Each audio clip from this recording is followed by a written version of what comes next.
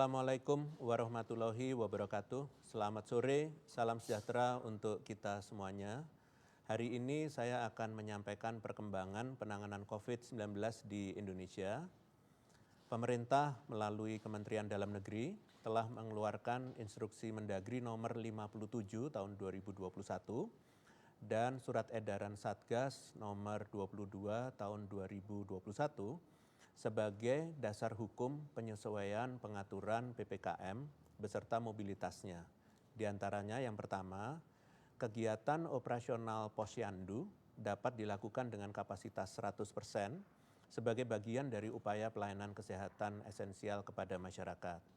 Yang kedua, pengaturan mobilitas masyarakat, yaitu bagi masyarakat pelaku perjalanan dari dan ke wilayah Jawa Bali dan antar kabupaten atau antar kota di wilayah Jawa dan Bali yang menggunakan transportasi udara, wajib memiliki hasil negatif tes PCR 3 kali 24 jam dan bukti vaksin minimal dosis pertama, atau hasil negatif tes antigen 1 kali 24 jam dan bukti vaksin dosis lengkap.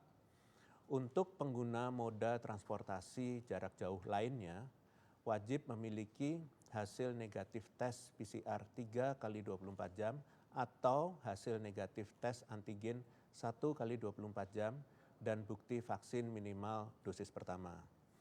Bagi masyarakat pelaku perjalanan antar kabupaten atau antar kota di luar wilayah Jawa dan Bali yang menggunakan transportasi udara, wajib memiliki hasil negatif tes PCR 3 kali 24 jam atau hasil negatif tes antigen 1 kali 24 jam dan bukti vaksin minimal dosis pertama.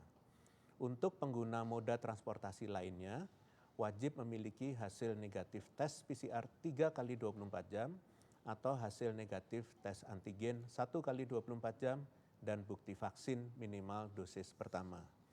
Yang ketiga, pengaturan kompetisi Developmental Basketball League atau DBL yang diperluas pelaksanaannya ke Surabaya, Bandung, Yogyakarta, dan Tangerang. Selain itu, dilakukan juga uji coba pertandingan semifinal dan final dengan menerima penonton langsung di stadion yang bertempat di Bandung dengan ketentuan hanya penonton dengan kategori hijau dalam aplikasi Peduli Lindungi dan yang mendapatkan undangan yang boleh masuk. Dan jumlah penonton maksimal 122 orang. Kemudian penegakan seluruh kebijakan ini adalah tanggung jawab bersama, sehingga masyarakat diminta untuk menegakkan dan mematuhi peraturan yang telah ditetapkan. Selanjutnya, perkembangan COVID-19 di masing-masing negara tentunya berbeda dan hal ini dapat dijadikan pembelajaran kita bersama. Studi kasus dapat digunakan untuk memprediksi perkembangan COVID-19 ke depan berdasarkan pola kenaikan kasus dan kebijakan aktivitas masyarakat di negara lainnya. Saat ini, perkembangan COVID-19 di Indonesia dapat dikatakan sangat baik, ditandai dengan penurunan kasus yang telah terjadi selama kurang lebih 3 bulan. Tidak hanya itu, penularan di Indonesia dikatakan rendah, dengan rata-rata penambahan kasus harian di angka 700 kasus dan kasus aktif yang hanya sebesar 0,29%. Kesembuhan pun sudah berada di angka 96,33%. Hal ini terjadi di tengah aktivitas masyarakat yang mulai kembali berjalan, bahkan meliputi pelaksanaan kegiatan berskala nasional dan persiapan kegiatan berskala internasional. Hal inilah yang membuat perkembangan baik ini diakui dunia. Bahkan Centers for Disease Control saat ini menempatkan Indonesia sebagai negara dengan level 1 di tengah pengendalian COVID-19 yang terus membaik. Saya mengapresiasi seluruh lapisan masyarakat yang turut berkontribusi dalam pencapaian yang baik ini. Pencapaian ini diraih melalui upaya berlapis yang terus-menerus dan kontribusi semua pihak, termasuk pembatasan mobilitas dan juga peningkatan cakupan vaksinasi dan disiplin protokol kesehatan pada kegiatan masyarakat. apabila kita lihat dari sisi perkembangan kasus COVID-19 secara global, data di beberapa negara menunjukkan bahwa upaya yang tidak menyeluruh akan berpotensi untuk kembali meningkatkan kasus.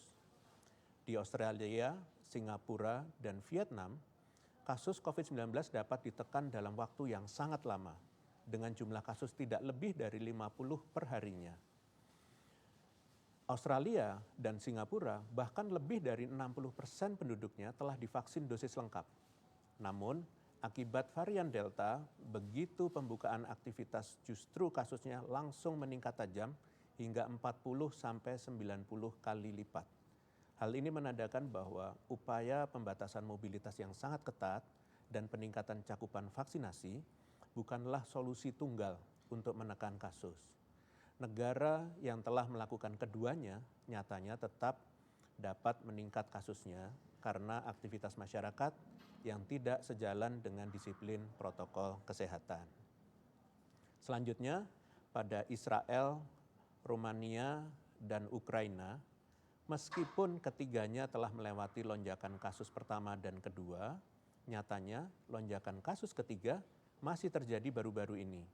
Padahal dengan tingginya warga yang telah terkena COVID-19, seharusnya imunitas di tengah masyarakat telah terbentuk, sehingga dapat menekan penularan selanjutnya. Ini artinya negara yang telah mengalami lonjakan kasus pertama dan kedua pun belum tentu terbebas dari lonjakan ketiga, apabila upaya disiplin protokol kesehatan dan peningkatan cakupan vaksinasinya tidak dilakukan dengan baik. Pasca lonjakan kasus kedua, Indonesia melakukan upaya berlapis dan menyeluruh untuk menekan kasus. Setidaknya ada 5 hal yang menyebabkan perkembangan COVID-19 di Indonesia membaik dan penularan yang rendah saat ini. Pertama, tingginya kasus positif pada lonjakan kedua menyebabkan meningkatnya jumlah penyintas COVID-19 yang kekebalan alami tubuhnya meningkat. Yang kedua, meningkatnya usaha dan cakupan program vaksinasi yang cukup signifikan dalam waktu cepat sehingga berkontribusi membentuk kekebalan tubuh masyarakat yang dibuktikan dengan data sero surveillance.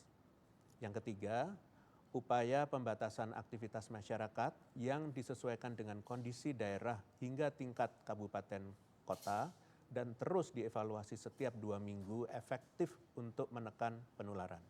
Yang keempat, upaya pembatasan mobilitas yang tidak hanya dilakukan antar wilayah di Indonesia, namun juga dari luar negeri, semakin meminimalisir potensi penularan kasus importasi. Dan yang kelima adalah pembukaan sektor sosial ekonomi dengan penuh kehati-hatian serta dibarengi dengan upaya disiplin protokol kesehatan 3M yang diawasi pada setiap sektornya. Menuju periode Natal dan Tahun Baru di akhir tahun nanti, penting untuk terus mengawasi pergerakan dan aktivitas masyarakat. Merujuk pada data tren kasus positif di 34 provinsi, terdapat 3 provinsi yang menunjukkan tren peningkatan di minggu terakhir, yaitu Jawa Barat, Gorontalo, dan Maluku Utara. Serta 6 provinsi yang di minggu sebelumnya juga mengalami peningkatan, yaitu Bengkulu, Lampung, Daerah Istimewa Yogyakarta, Banten, Sulawesi Barat, dan Papua. Hal ini perlu diantisipasi dan terus dievaluasi agar tidak kembali meningkat di minggu berikutnya. Cakupan vaksinasi untuk membentuk kekebalan tubuh masyarakat penting untuk terus ditingkatkan dan diperluas agar dapat tercapai perlindungan maksimal. Namun tetap perlu diingat bahwa vaksinasi saja tidak cukup untuk menekan penularan, seperti contoh yang terjadi di negara yang saya sebutkan sebelumnya. Negara dengan cakupan vaksinasi dosis lengkap tetap mengalami peningkatan kasus karena kendornya kedisiplinan protokol kesehatan, terutama penggunaan masker. Di tengah aktivitas sosial yang mulai kembali normal, seluruh lapisan masyarakat harus menerapkan disiplin protokol kesehatan secara ekstra agar tidak membuka celah terjadinya penularan. Membaiknya situasi COVID-19 di Indonesia diharapkan dapat mendukung proses pemulihan ekonomi di negara ini. Disiplin protokol kesehatan adalah modal utama kita untuk mendukung pemulihan ekonomi dan melakukan aktivitas sosial menuju periode akhir tahun dan di tahun baru 2022.